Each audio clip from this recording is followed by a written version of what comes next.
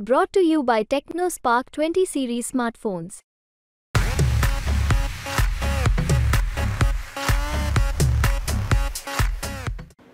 कृपया आपण आपसात बोलू नका। बंधूंनो, ही निवडणूक या देशाची दिशा आणि दशा ठरवणारी आहे। ज्यांनी 2014 मध्ये अच्छे दिनचे आपल्याला गाजर दाखवले होते, प्रिय मतदार बंधू आणि बहिणींनो, येत्या 20 तारखेला आपले लोकसभेचे उमेदवार शोभाताई बच्चाव, आपल्याला त्यांना मतदान करायचं आहे। गेल्या 10 वर्षापासून जे पंतप्रधान पदावर बसले,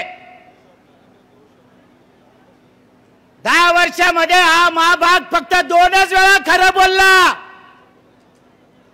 पहिल्यांदा पंतप्रधान पदाची शपथ घेतली तेव्हा आणि दुसऱ्यांदा पंतप्रधान पदाची शपथ घेतली तेव्हा मैं नरेंद्र दास दामोदर मोदी 10 वर्षात फक्त हा मनुष्य एवढंच खरं बोललेला आहे, बाकी कायम खोटं बोलतो। प्रत्येक जाती धर्मामध्ये तेढ। 2000 मध्ये विकासाचं विजन घेऊन आले आणि 19 आणि 24 मध्ये जातीवादावर येऊन गेले। देशाचा पंतप्रधान अशा पद्धतीने जनसभेमध्ये संबोधित करतात जसे एखाद्या गल्लीबोळाचा कार्यकर्ता आहे। बहुसंख्य या ठिकाणी माझ्या माता बहिणी बसलेल्या आहेत आणि बांधवांनो, तुमचंही लक्ष वेधू इच्छितो। आता या देशाच्या पंतप्रधानांनी सांगितलं, जर कधी काँग्रेस सत्तेवर आली तर माता बहिणींच्या गळ्यामध्ये मंगळसूत्र राहणार नाही। म्हणजे माझ्या माता बहिणींच्या मंगळसूत्रापर्यंत येऊन गेले, एवढी या भाजपवाल्यांची हरामखोरांची नैतिकता ढासळलेली आहे। देश अखंड राहावा म्हणून ज्यांचा जगामध्ये दबदबा होता, काल कथित इंदिरा गांधी देश अखंड राहावा म्हणून 32 गोळ्या अंगावर घेतल्या आणि आपल्या प्राणाची आहुती या देशाच्या एकता आणि अखंडतेकरता ज्यांनी दिली। राजीव गांधींनी बलिदान दिलं, सोनिया गांधी त्यांनी तर या देशाकरता आपलं मंगळसूत्र, आपला सुहाग कुर्बान करून टाकला। अशी या काँग्रेसची परंपरा आहे। 10 वर्षापासून अण्णासाहेब हा फेकू सातत्याने वल्गना करतो कि 70 साल में कांग्रेस ने क्या किया। या माणसाला एवढं बोलायचा सुद्धा अधिकार नाही। अरे निकम्मी औलाद होती है, निकम्मी और नाकारा औलाद होती है जो पुश्तैनी विरासत बेच खाती है। जेवढ्याही काही देशाच्या संपत्त्या विकल्या, या सगळ्या जन्माला घालणारी काँग्रेस होती। काँग्रेसने वसवलं आणि हा भाग या अदानी आणि अंबानीला विकतोय। सन्माननीय व्यासपीठाचं लक्ष वेधू इच्छितो आणि समोर बसलेल्या माझ्या बांधवांनो, आज देश फक्त 4 गुजराती चालवतायत। नीट ऐका, देश फक्त 4 गुजराती चालवतायत। रंगबिल्ला देशाच्या संपत्त्या विकतायत आणि अदानी आणि अंबानी हे विकत घेतायत। गरीबाला अजून गरीब करतायत। बीपीएल कार्ड धारकामध्ये 2013 पर्यंत 23 कोटी लोकांना शिधापत्रिका दिल्या होत्या। आज काँग्रेसने नारा दिला होता गरीबी हटाएंगे। गरीबी जरी नशी हटली पण गरीब वाढू दिले नाही। 23 कोटीचा आकडा यांनी 80 कोटीवर आणून ठेवला।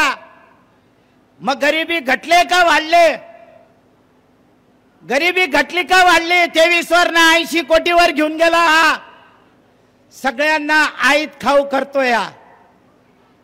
देश झपाट्याने विनाशाकडे चाललेला आहे।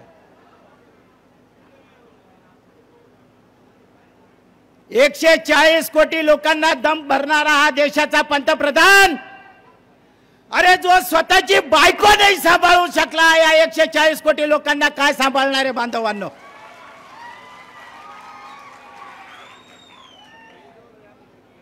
अरे या माझ्या माता बहिणींच्या मंगळसूत्राची तर नंतरची गोष्ट आहे। अरे ज्या विश्वासाने ती आमची बहीण तुझ्या घरामध्ये आली, अरे तिचा सुद्धा मंगळसूत्राची तू लाज राखू शकला नाही रणछोड।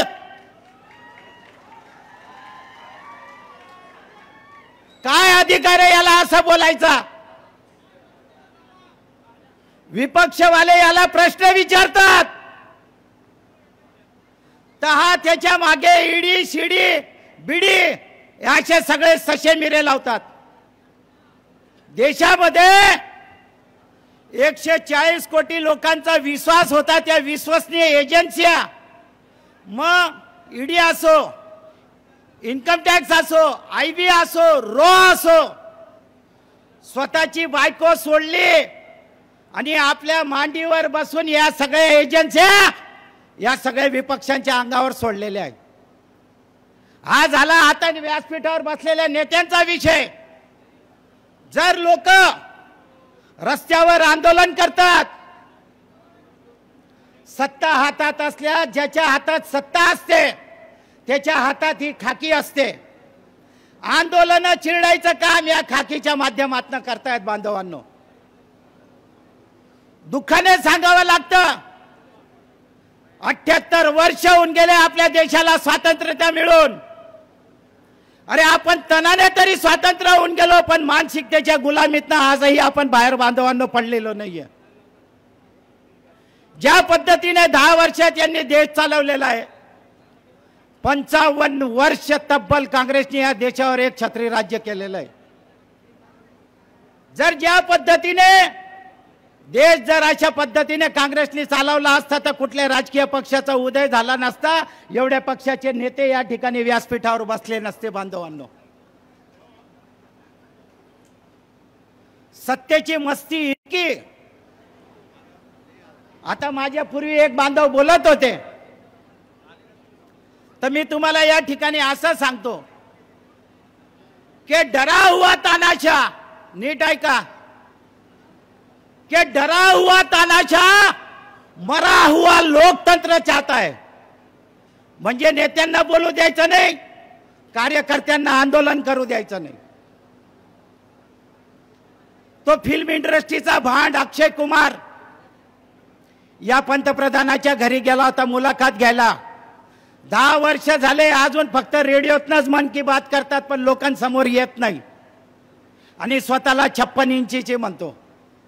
मला चांगलं आठवतं, एक दिवंगत फौजीच्या बायकोने कोरियरने या 56 इंचच्या छातीवाल्याला 56 इंचची ब्रा पाठवली होती। हे तुम्हाला माहिती आहे का? असा या देशाचा हा कायर पंतप्रधान आहे। स्नोक कांड हाऊस मध्ये झालं होतं, नीट ऐका, स्नोक कांड झालं होतं हाऊस मध्ये, संसदेमध्ये। ते जे 4 लोक होते ते एका राज्यातले नव्हते, एका गावातले नव्हते, एका जिल्ह्यातले नव्हते, ते 4ही लोक 4 राज्यातले होते आणि त्यांना हाऊस मध्ये जायचा पास या भाजपच्या खासदारांनी दिलं होतं। हे सगळं नियोजित पद्धतीने कट कारस्थान हे भाजप करत असते। हाऊस मध्ये स्नोक कांड केलं, जसं पोलीस अश्रुधूरच्या नळकांड्या सोडतात त्या पद्धतीने त्यांनी त्या धुराच्या नळकांड्या हाऊस मध्ये सोडल्या। दुसऱ्या दिवशी आपण निवडून दिलेले खासदार त्यांना प्रश्न विचारतील, हा इतका डरपोक पंतप्रधान आहे का त्यांनी 146 खासदारांना निलंबन केलं आणि काय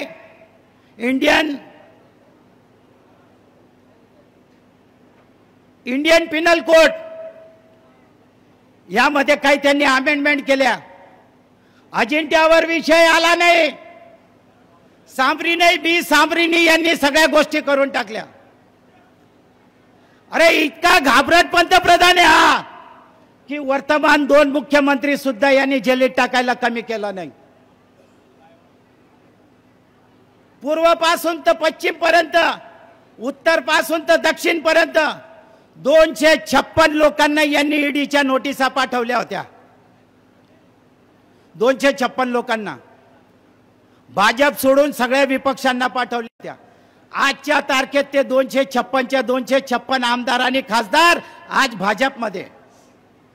ज्यांच्या विरुद्ध हे बोलता त्याच लोकांना म्हणजे भ्रष्टाचारी घेतात आणि सदाचारी बनून. अरे कोणत्या या कमळाबाईंनी वॉशिंग मशीन आणलंय काय माहिती, भ्रष्टाचारी जातो आणि सदाचारी होऊन बाहेर येतो. या ठिकाणी माझ्या बांधवांनो, देश संकटात आहे. ना हिंदू खतऱ्यात आहे ना मुसलमान खतऱ्यात आहे. आजच्या तारखेत जर कोणी खतऱ्यात असेल तर या देशाचा संविधान, यांना या देशातला संविधान हा मिटवायचा आहे आणि ते आपल्याला होऊ द्यायचं नाही. अब की बार 400 पार. अरे अब की बार 400 पार नाही, अब की बार मोदी तडीपार. अब की बार 400 पार नाही, मोदी तडीपार. हे त्याचे अंडे पिल्ले. हा सुभाष भामटा 2 वेळा निवडून दिलं. मतदारसंघामध्ये फक्त 10 आणि 15% आमोशा गोळा केल्या. 10 वर्ष फक्त सातत्याने एक कलमी कार्यक्रम केला.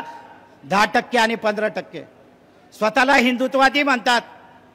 खासदाराच्या शिफारशीवर बालाजी मंदिर मध्ये दर्शनाला प्रवेश मिळतो तर त्याचा तो शांत्या 10,000 रुपये 15,000 रुपये घेऊन मंदिराचे दर्शनाचे शिफारशीचे पास देतात.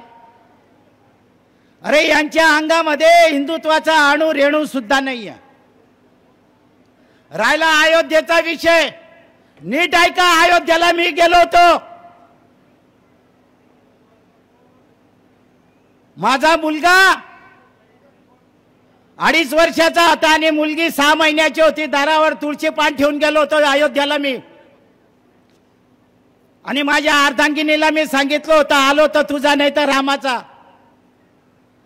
आणि 90 मध्ये इतक्या मोठ्या प्रमाणावर कारसेवकांचा नरसंहार झाला.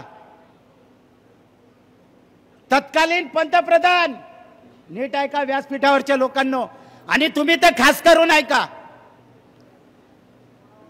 तत्कालीन पंतप्रधानांनी PV नरसिंहरावांनी, अडवाणी नाव नीट लक्षात ठेवा, अडवाणी, अशोक सिंगल, मुरली मनोहर जोशी, साध्वी ऋतंबरा आणि उमा भारती या 5 लोकांना तेव्हाचे काँग्रेसचे पंतप्रधान PV नरसिंहरावांनी यांना बोलवलं होतं. आणि नरसिंहरावांनी यांना विनंती केली होती की तुम्ही हे कारसेवक वगैरे करू नका, निष्पाप लोक मरतायत. तर त्यांनी आज ज्या ठिकाणी या फेकू मोदींनी राम मंदिर बनवलेलं आहे, ही 61 एकर जागा मीटिंग फेल गेली. या अडवाणींनी त्यांनी ऐकलं नाही, ती मीटिंग फेल केली. अरे पण हा काँग्रेसचा पंतप्रधान नरसिंहराव हा खानदानी होता. 61 एकर जागा राम शिलान्यास मंदिराला दिली. ज्या ठिकाणी या फेकूने सांगितलं मी मंदिर बनवलं, अरे ती जागाच काँग्रेसने दिली. काँग्रेसला आपलं म्हणणं मांडता येत नाही बांधवांनो. आज तगत काँग्रेस हे सांगू शकली नाही देशवासियांना की ज्या जागेवर मंदिर बनवलंय ती जागा PV नरसिंहरावांनी दिलेली आहे. कोरोनाच्या काळामध्ये राम मंदिराचं यांनी भूमिपूजन केलं. फक्त हे 2च लोक गेले, बाकी कोणाला बोलवलं नाही. कल्याण सिंग नीट ऐका, देशातलं सगळ्यात मोठं राज्य आहे उत्तर प्रदेश आणि तेव्हाचे तत्कालीन मुख्यमंत्री कल्याण सिंग होते. जसं तो बाबरी ढाचा पडला आणि कल्याण सिंगांनी राजीनामा देऊन टाकला. अरे कल्याण सिंगांना देवाज्ञा झाली, पण त्यांचा मुलगा होता, त्यांना सुद्धा बोलवलं नाही. बांधवांनो, या अशा पद्धतीचं काम या देशामध्ये चालू आहे. आता तरी जागे व्हा, नाही तर ज्यांना तुम्ही जन्माला घातलेले हे परत निश्चित कुणाचे तरी गुलाम झाल्याशिवाय राहणार नाही. आणि यांची मस्ती इथपर्यंत गेलेली आहे, जर कधी बहुमताने ते केंद्रामध्ये बसले तर या देशाचं संविधान राहणार नाही. आणि माझ्या माहितीप्रमाणे या देशातली लोकशाही पद्धतीची ही शेवटची निवडणूक राहणार आहे. या निवडणुकीचं परिवर्तन करायची क्षमता तुमच्यामध्ये आहे. करणार की नाही? बैराय जोरात बोला, करणार की नाही? मत पंजाला द्यायचं आहे. जय हिंद, जय महाराष्ट्र.